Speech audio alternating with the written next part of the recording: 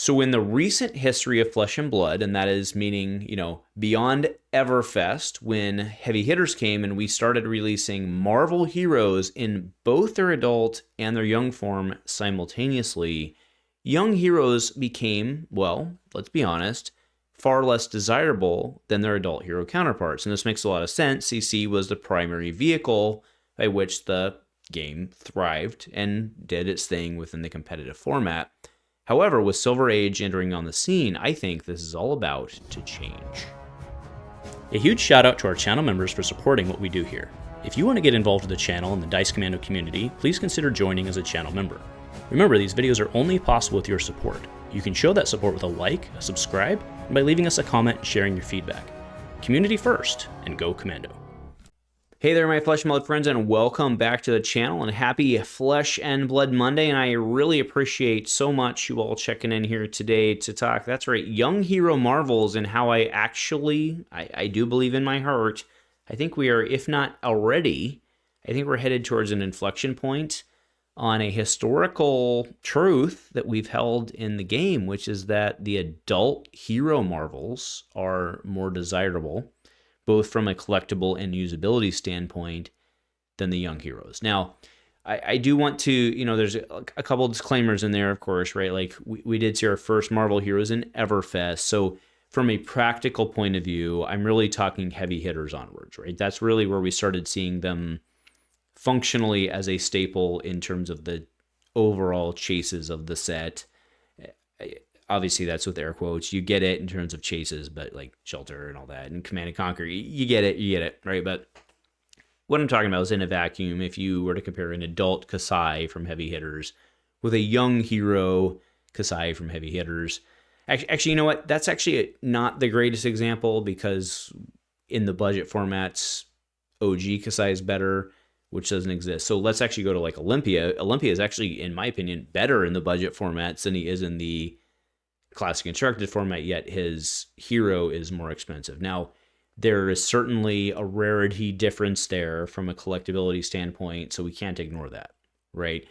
But again, from a usability standpoint, Olympia is pretty good.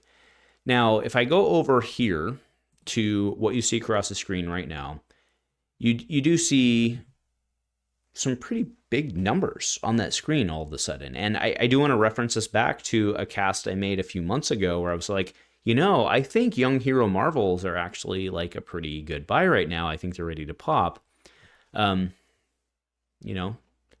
Scoreboard, I think that's what the kids say. But I think this isn't just a scoreboard moment, right? This is more so of like, I think this is actually like a game-changing moment within the environment of the game, where it was always like, oh, I got a young hero, like, it's just those like crazy budget people, it's just crazy Blitz people. Nobody plays those formats. But all of a sudden, everybody's very interested in Sage. And you definitely see that on Briar. And to a lesser extent, I don't actually, like, to be clear, I don't think either one of those cards on the top are actually worth that. I think this is like Buyout City or Manipulation City, whatever the kids call it these days. But like, keep in mind that as little as like a quarter ago, Briar is a $50 card, and the alt Aurora has always been like in the 60-ish range, 60, 70-ish range, something like that, right? You get it. And the whole point of this isn't about like going through prices, okay? But what you can see is a lot of, like, Aurora used to be a $20 card. Grave used to be a $20 card. I mean, Kassai, like, why is Kassai Marvel a 7? Like, she's not even good, right? So, TLDR on the youngs, you're seeing a thing, and the next step is, why are we seeing that thing? Okay, why are we seeing that thing? The answer is very clearly that with the introduction of Silver Age, we have a whole game changer in terms of the longevity environment. And the longevity environment of Silver Age is actually better than Living Legend. Because if you really look at, let's take a step back. Okay, apologies. Let's take a step back. Why is an adult hero more desirable than a young hero? In a vacuum, you can play them both at the same time, but CC's in more, like, more people wanted to play CC. People didn't like Blitz. They didn't like Commoner. Right? That's why, like, okay, great. You kids can go play your young hero, and us big brain kids will go play this adult hero.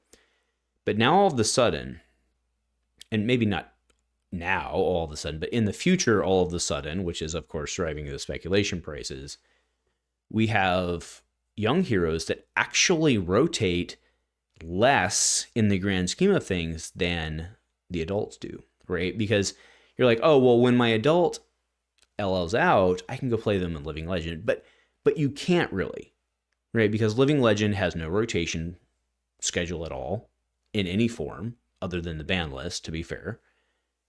So you kind of just have this like top of the pyramid with LL, but in Silver Age, because not only do you have, these heroes that can, not only the heroes can rotate, right? Like, I hate Ira, she's gone. I hate Oldhim, he's gone, blah, blah, blah, blah, whatever.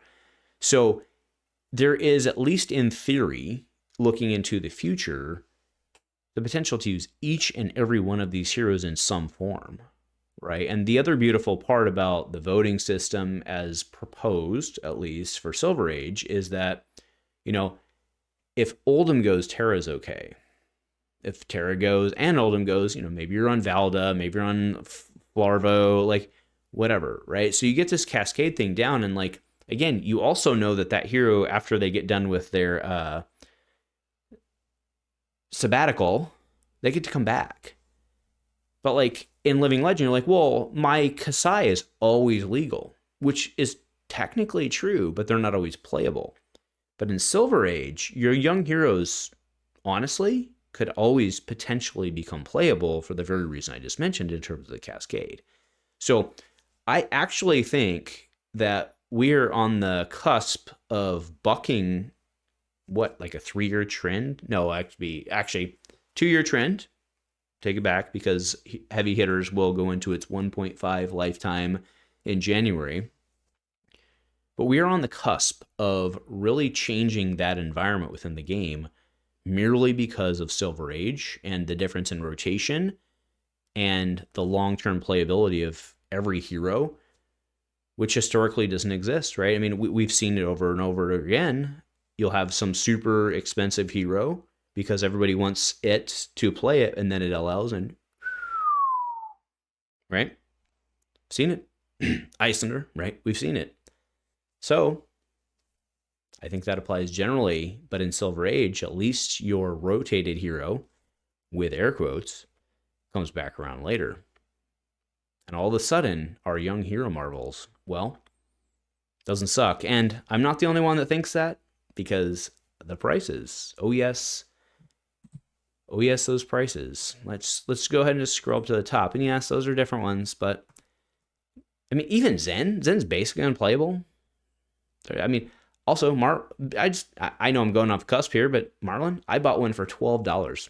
I bought one for $12 like, quarter ago? Because I was like, you know what? I think she'll be okay. Aurora for $44. Whatever. We can do this all day.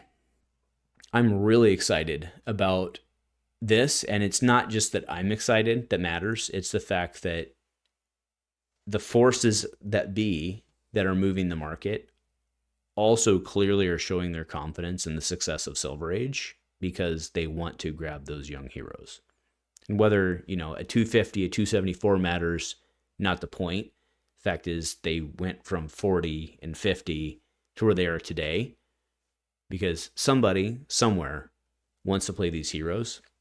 And they also think that these heroes, well, I'm projecting that the reason they want that is because these heroes will, even if banned by the community, they'll come back later and be in demand, and so on, and so on, and so on.